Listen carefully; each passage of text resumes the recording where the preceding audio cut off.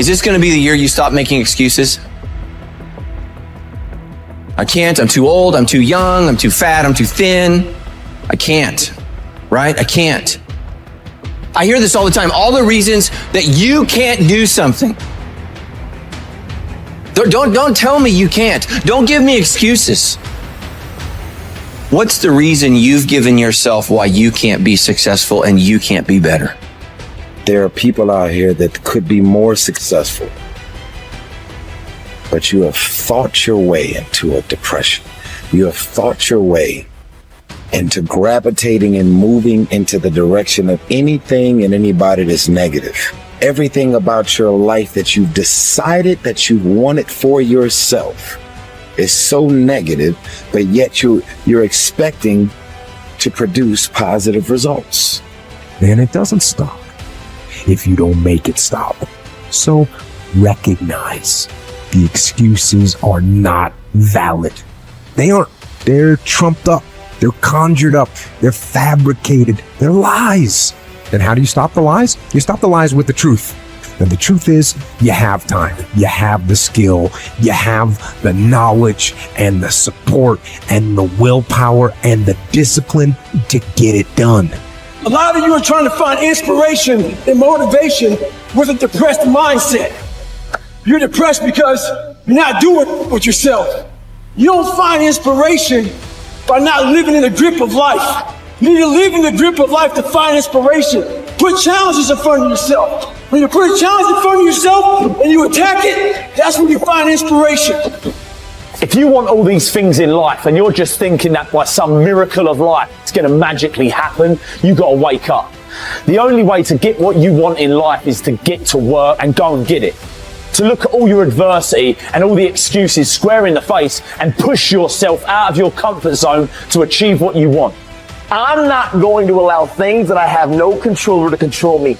The only way to go about doing the work is get raw and get intense, get angry and aggressive, and make it happen for yourself. These test days, guys, these are the days that test your qualities. They test your characters. They test who you think you are. They test your fortitude. They test your endurance, your discipline, your grit, your dedication, your determination, your mental toughness, your character.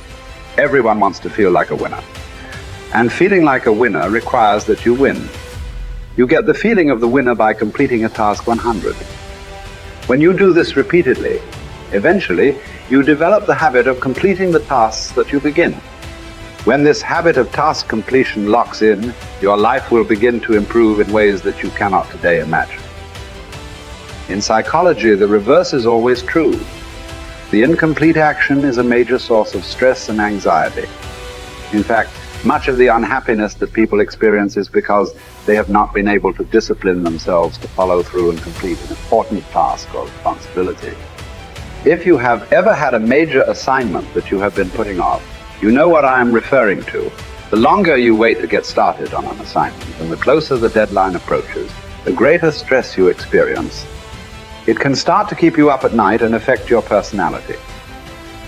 But when you finally launch into the task and push it through to completion, you feel a great sense of relief and well-being. It is almost as if nature rewards you for everything that you do that is positive and life-enhancing.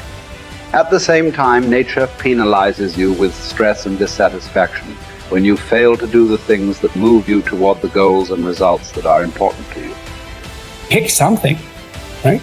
Pick something, a nameable goal, and then try to implement it. And what'll happen is you'll learn a lot by trying to implement it. And one of the things you might learn is what a slightly better goal might be. You know, because if you try something diligently and you succeed or you fail, you're going to learn from the effort expended in the detailed implementation of the goal. It's going to inform you.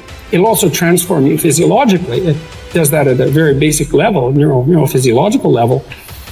You will be slightly different as a consequence of the attempt. And what that'll mean is that the next goal you pick will be a little more suited to you. And so it's this kind of pathway, right? It's like maybe the goal you should be attaining is here. but you don't know that because you're clueless, and so you aim there. Well, it's better than there, and it's not nothing. It's not cessation of movement. And you know, if you're supposed to go there and you go here, but you walk diligently towards it, you're a little closer once you get to here than you were here. And it's this oscillating self-corrective process that leads you to the final star.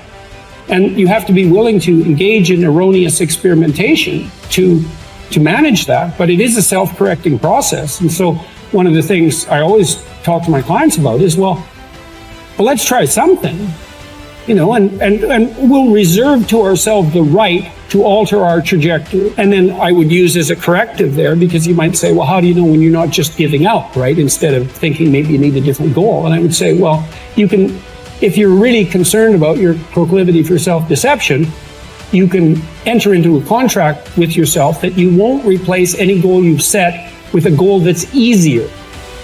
And so you can switch your goal, but it has to be a little harder so that you check yourself against that tendency to withdraw and avoid and be self-deceptive. And that works like a charm. And if you do that with some degree of diligence, your goals will get better and more attainable, and you'll get happier too, because you don't experience happiness except in relationship to a goal. And that's really worth knowing.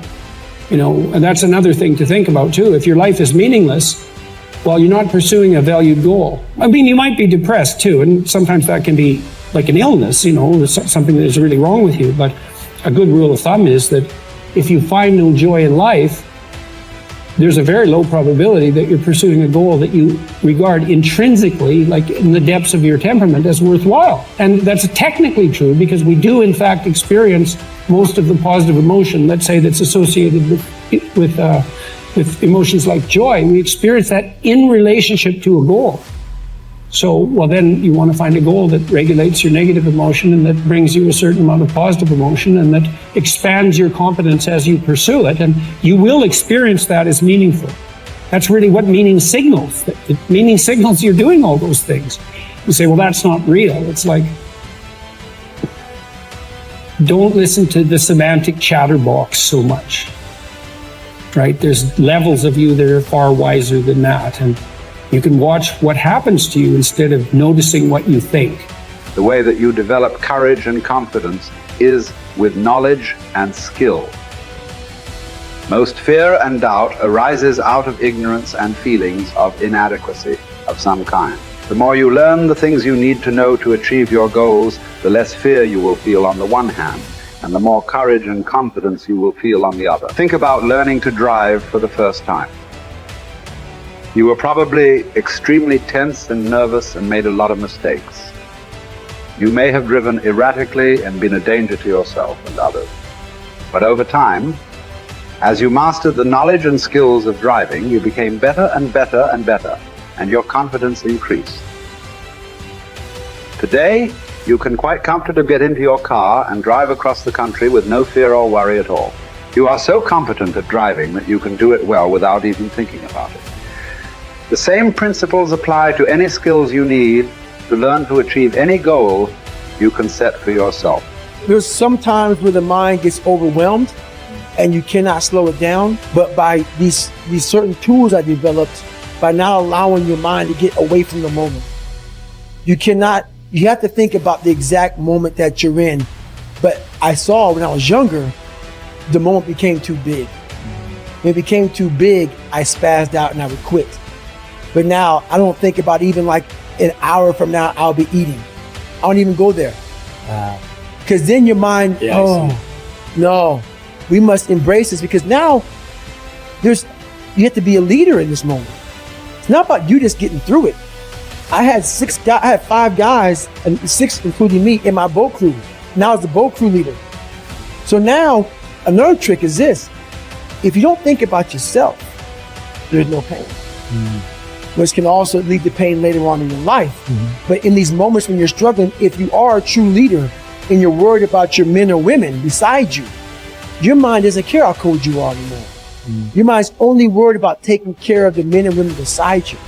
So I started realizing, man, if I take care of these cats to my left and my right in the worst moments, my mind is no longer thinking about, you're miserable, David Goggins, get the hell out of here. You think about, how was John? How was Andy? How was Sam? How was Pete? How you guys doing? You're not thinking about me. So there's so many things you can do to get outside your own head to then allow your body to just be like, hey, we're just a machine. But you have to let your mind be able to process all these different tactics to do that. Take a different vantage point in life. When you are in the hell, you can't see the beauty of being in it when you're in it. Get on top of that mountaintop in your mind. Get on top of that mountaintop and look down on what you're doing. You can see a whole different world. That world is beautiful, but you gotta get a different vantage point in the suck. Don't be in it. Spiritually, get out of it. Get that soul. Look down on what you're doing. Be amazed by the process of where you're at now and where you came from.